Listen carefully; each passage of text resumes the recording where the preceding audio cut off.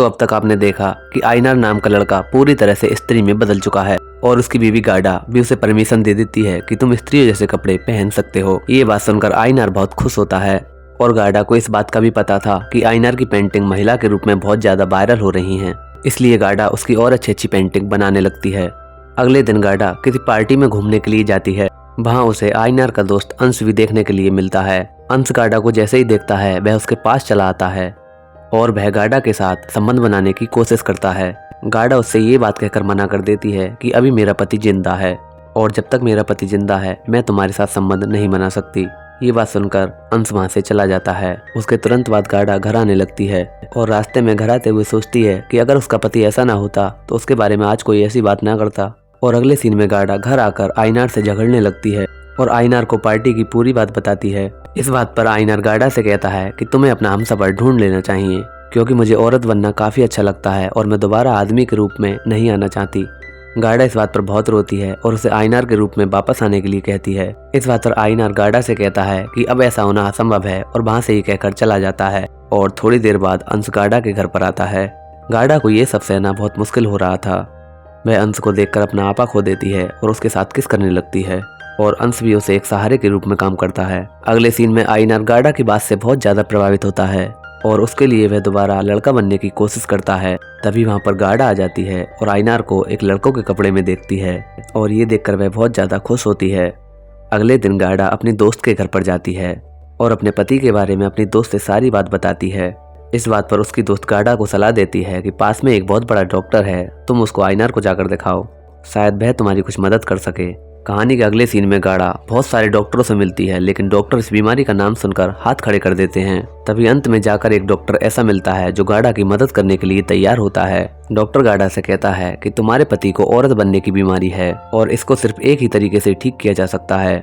Doctor गाडा से कहता है कि मुझे इनकी सर्जरी करनी होगी, इसमें इनके पुरुष के अंग हटा दिए जाएंगे और महिलाओं के अंग लगा दिए जाएंगे। ये बात सुनकर गाडा के होश उड़ जाते हैं लेकिन आइनार ये बात सुनकर बहुत ज्यादा खुश हो जाता है।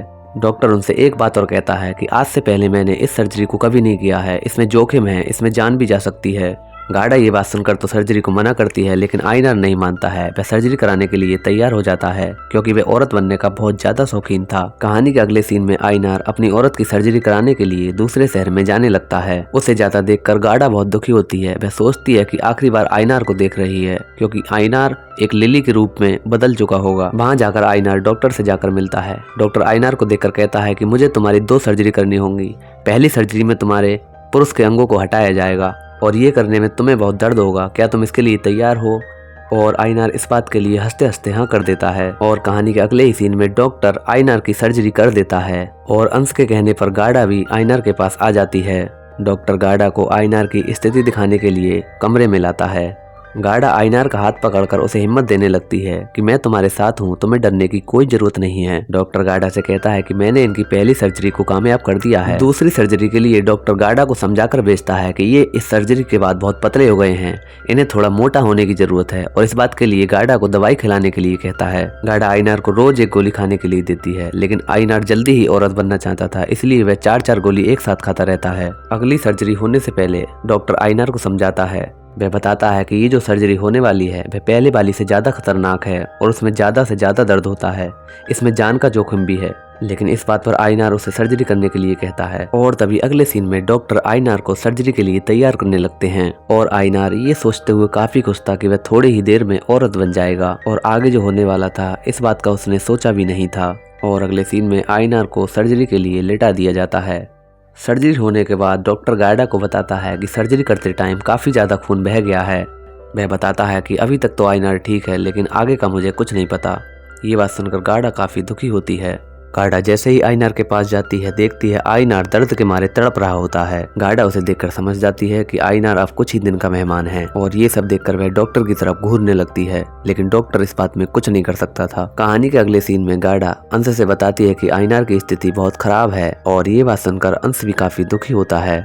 कहानी के अगले सीन में आइनार गाडा से कहता है कि मैं इस जन्म में तो औरत नहीं बन सका लेकिन अगले जन्म में औरत बनकर जरूर आऊंगा। गाडा उसकी बातें सुनकर काफी ज्यादा रो रही होती है और इसी बीच आइनार अपनी थोड़ी देर में प्राण त्याग देता है। गाडा और अंश काफी ज्यादा दुखी होते हैं और काफी ज्यादा रोते हैं। क्योंकि एक का पति चला गया और एक का दोस्त चला गया और यहीं पर कहानी का अंत कर दिया जाता है। तो दोस्तों, अगर कहानी आपको अच्छी लगी हो तो यार कहानी को लाइक कर देना, और अगर आप भी किसी से सच्चा प्यार करते हो तो चैनल को सब्सक्राइब कर देना। मैं मिलूंगा आपको अगली वीडियो में एक और बढ़िया और नई कहानी लेकर। तब तक के लिए बाय बाय।